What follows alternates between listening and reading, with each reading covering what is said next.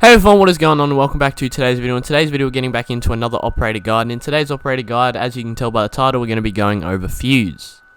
But quickly before we get into the actual guide, I just want to go over a few quick things. Firstly, obviously leave a like on this video if you find it helpful, useful, enjoyable, etc. And if you don't find it useful or anything, you feel free to dislike, I'm not stopping you. But before you go, make sure to leave some comments down below on what I can do better. I'd really appreciate it if you could be constructive with the feedback, instead of just leaving a dislike fucking off and then just like telling your friends how bad my video was. No one cares about that. Give me some feedback. But either way, I do appreciate you guys stopping by, and if you do enjoy, leave a like. Also, if you're interested in checking out more videos from me, make sure to drop a sub on the channel with the notification bell on. I'd really appreciate you guys if you could do that. We upload daily Siege content here. If you're interested in more stuff like this, a little bit of gameplay, a little bit of just everything Siege related, this is your channel, and I'd really appreciate it if you guys could stop by and drop that sub, but it's obviously your choice, as always. And if you do feel like taking the extra step, I do stream on Twitch every day, 7:15 PM Australia Eastern Standard Time, except for Saturday. So if you guys are interested in checking out those streams, I stream there all the time. We're playing Siege, other games, it just depends on what the situation is, and I'd really like to see all of you guys there as well. So if you do have the time, come stop by, 7:15 PM Australia Eastern Standard Time. And with all that out of the way, let's get into the Fuze guide. So as always, we're going to start off with the weapon review, then we're going to move on to the gadget utilization and finish off with the operator strategies. So without further ado, let's dive into the weapon review. So Fuze has access to 3 primary weapons. His first and most recognizable primary weapon is the AK-12. The AK-12 comes in at 45 damage on 850 rounds per minute. This thing is absolutely goated. This thing is honestly, arguably, one of the strongest weapons you can bring on the attacking side. This weapon is just crazy. It has the 2x scope. It has a pretty decent magazine size. Its recoil is a little bit all over the place, but it definitely can be mastered with just a little bit of T-Hunt practice. And with all in all, it's just a great all-around weapon. The fact that it still has a solid scope on it, really strong, like 45 damage, 850 rounds per minute, that is a strong weapon. This thing is just absolutely godly, and I cannot recommend it enough that you guys play the AK-12. His alternatives are also really good as well. His loadout is actually really good. I feel like the thing that lets him down is his gadget. It's good, but it's not insane. We'll get into that soon though. But his weapon loadout is absolutely crazy, and honestly the AK-12 is 100% one of my favorite weapons to use in the game. It's just really strong. I use it on Ace a lot as well, and I just really enjoy using it. So with that said, that is going to be the AK-12. His alternative primary weapon is the 6P41, which is his LMG. Clocks in at 46 damage, so it has 1 more damage than the AK-12, but it does have a lot of a slower fire rate, down to 680. But this thing's recoil literally doesn't exist. This is obviously Fuze's LMG, if you don't know what I'm talking about. The recoil on this gun literally doesn't exist. You'll see in the clips in the background that I do not have any problems controlling the recoil whatsoever. It's just me placing my crosshair in the wrong spot. But this thing is this is another great weapon that you can bring in the arsenal that Fuze has access to. It's just an all-around good weapon. The fact that it has 100 bullets in its magazine as well means you basically don't have to worry about reloading. If obviously I reloaded in the terrorist hunts in the background, but if you are in an actual situation, I feel like you very rarely are going to use 100 bullets unless you waste a lot of them just pre-firing corners and stuff like that, which you can do because, I mean, you have 100 bullets and you have 2 backup magazines, so I mean, why not? So, just all in all, they're both great weapons. I 100% recommend both of them. Obviously, the primary recommendation I would give you guys is the AK-12, because you lose 1 damage if you bring it, but your fire rate is increased significantly, whereas the 6P41's good, but it doesn't really offer any crazy stats that will like make it special to pick over the AK-12, other than its magazine size, obviously. But still, either or works, but my personal preference would probably be the AK-12, just because it's a better one-on-one gunfight weapon, and it doesn't take 10 years to reload, which is one of the downfalls of the LMG. And we cannot finally forget about the ballistic shield that Fuze has access to. He does have access to a shield. Honestly, the shield can work with Fuze. I also would not give a fuck if you guys were to say, hey, I don't like using guns, I'm gonna use a shield. Completely fair. Shield, it's obviously not Montang, it's not extendable, but it is still a shield that you can utilize. It is a shield that can be easily countered. It is obviously the weakest shield in the game. It doesn't have any effects, so honestly, Fuze shield isn't the best option, but it definitely is possible if you guys are really into that type of stuff. But again, as I said, I'd 100% recommend one of the two, and primarily probably the AK-12, but always up to you guys. These are just my suggestions. Coming in his secondary weapons, he has access to the PMM, which is a handgun that does 51 damage on a trigger finger fire rate with 8 bullets in the magazine, and the GSH-18, which has 44 damage a shot on a trigger finger fire rate. So as you can see, both of them are the same, but the PMM is the obvious pick, because the thing Actually, no. The GSH-18 has 18 bullets in its capacity. Sorry, I didn't read that properly.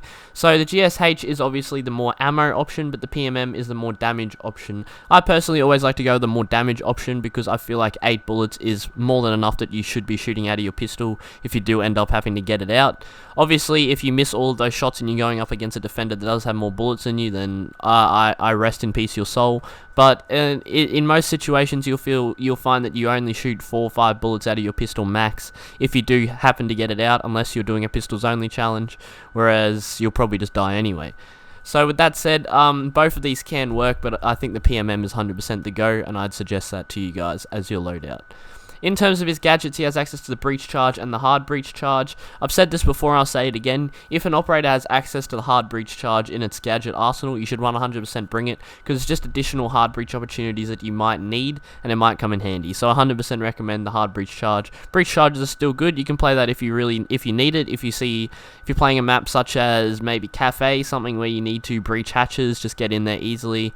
Breach charges will work there, and you can utilize them for specific utility, but in general, I'd recommend the hard breach charge. Now getting into his gadget utilization. Now, as you guys, I'm sure, are aware of, Fuze has access to the cluster charge gadget, which is a cluster charge that pierces and sticks to walls. So you deploy it on any breachable wall, and then you obviously activate it with the activate button, which is the same button you use to deploy it. RB on Xbox. I'm not sure about PC or PlayStation. Put it in the comments if you want. But you press RB, right, and then it triggers a cluster charge. I believe it's 6. I believe it releases 5 to 6 grenades coming out of it. I believe, I'm not 100% sure. It's 4, 5, or 6. I don't know which one it is, but it releases that amount of grenades, and it just completely blows up the other side of the wall. So this is the point. This is the point of Fuze. Sorry, I'm stuttering a bit. And the whole utilization around this is you can use this to clear rooms. You can use this to clear gadgets. I feel like clearing gadgets is 100% a underrated way to utilize this gadget. And he has access to 4 of these cluster charges, so he does have a lot of utilization. Fuze is definitely an underrated operator in terms of actually picking him. I feel like at the higher ranks, he can be very useful. And we'll get into that right now. One of the primary ways I imagine using a Fuze is if the site is on a lower objective, you put the Fuze charge above that objective, and then you just completely try and clear out a anchor or gadgets from above. This is 100% the easiest way to use Fuze. Obviously, you do have to clear the above floor, which is a roam clear, obviously. But if you can successfully clear this, you will 100% have just easy chances at just frag, because you can just catch people off guard, get them stuck in the corner. They may be anchoring it behind a shield or something, and they won't have the time to react, and they will get killed by your Fuze charge. You can also catch bandits bandit tricking. You can destroy bandit gadgets. You can destroy any gadget from above if you utilize it this way. This is 100% the way I'd recommend you guys play Fuze, is if it's available, push from above, and then take the above floor and then fuse below into the wherever you're trying to fuse into. Now, the alternative I'd give you if you cannot fuse from above is maybe, I don't think utilizing barricades is honestly the best idea, because if you guys didn't know this already, when you put down a Fuze charge, it does make a fair bit of noise, and you'll be able to hear it. Obviously, if someone's below you, they may hear it and run, but they're probably very minimally going to shoot you, and they have an even lower chance of actually killing you.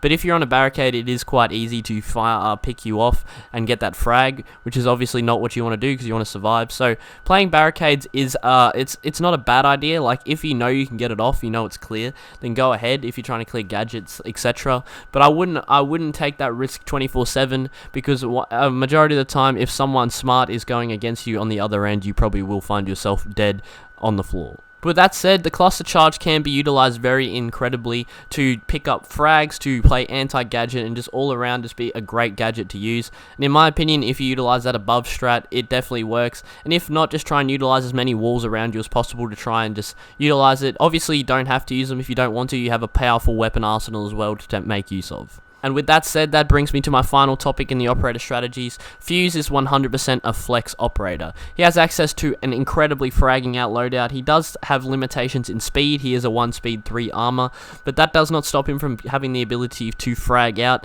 He still has incredible weapons. He has a great gadget that can be utilized to frag as well, but it can also be utilized as a support, and I feel like merging these things together makes him just a 100% beautiful flex operator to bring if that is who you're playing Fuze for. That is the way I'd suggest you play Fuze, and if you don't know what a flex is, it means you can focus on fragging, but don't forget about your support side of your operator, so don't forget about your utility, your gadget. This is 100% the way to just merge Fuze together and utilize them as best as possible, and if you can do this correctly, you'll be a complete deadly force to watch when you are attacking, and the defenders will run from you. And with that said, I think I don't really have much else explaining to do. I hope you guys found this video useful. I hope you guys found this video enjoyable. Sorry. If you made it to the end of this video, then you might as well leave a like for me. Obviously, if you didn't enjoy it, don't bother. I'm not forcing you to do anything. Again, if you did find it useful and you are interested in more content, make sure to slam that sub button with the notification bell on. And also, make sure to come check out my streams if you have any further questions or are just interested in checking out some of my gameplay. 7:15 PM Australia Eastern Standard Time for anyone who didn't know. Again, thank you guys for watching. I hope you found this video enjoyable. And just a quick disclaimer, there were no hostages hurt in the making of this video. I'll catch you guys in the next one. Peace.